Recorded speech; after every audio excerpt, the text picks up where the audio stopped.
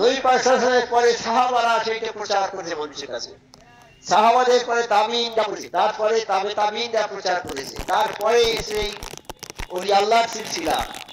এখন নবী সাল্লাল্লাহু আলাইহি ওয়াসাল্লাম নেই, তার ওয়ারিস কামেল ওলি আল্লাহরা, তারাই এখন নবী পাক সাল্লাল্লাহু আলাইহি ওয়াসাল্লামের কথাগুলো প্রচার করে দিচ্ছে। তা এই যে কথাগুলো আমার মুর্শিদ বলেছেন, এটা আমার মুর্শিদের কথা নয়, এটা স্বয়ং আল্লাহ পাকের কথা। যে কথাগুলো আমার আল্লাহ পাক কোরআনের মাধ্যমে নবী পাক সাল্লাল্লাহু আলাইহি ওয়াসাল্লাম জানিয়েছেন, আর বর্তমানে সেই কোরআনের মাধ্যম দিয়ে সেই কথাগুলো আমার মুর্শিদ জামানা মুজাদ্দিদ আজম গাছ রহমাতুল্লাহ সেই কথাগুলো মানুষকে বলার জন্য, মানুষকে শোনানোর জন্য এই দরবার কায়েম করেছে। কাজেই আমাদের নসিব খুবই বুলন্দ। আমি বলছি না, আমার মুর্শিদ বলেছেন, আমরা যারা সুফি আজম গাছি রহমতুল্লাহর দরবারে এসেছি আমাদের নসিব খুবই বুলন্দ নসিব।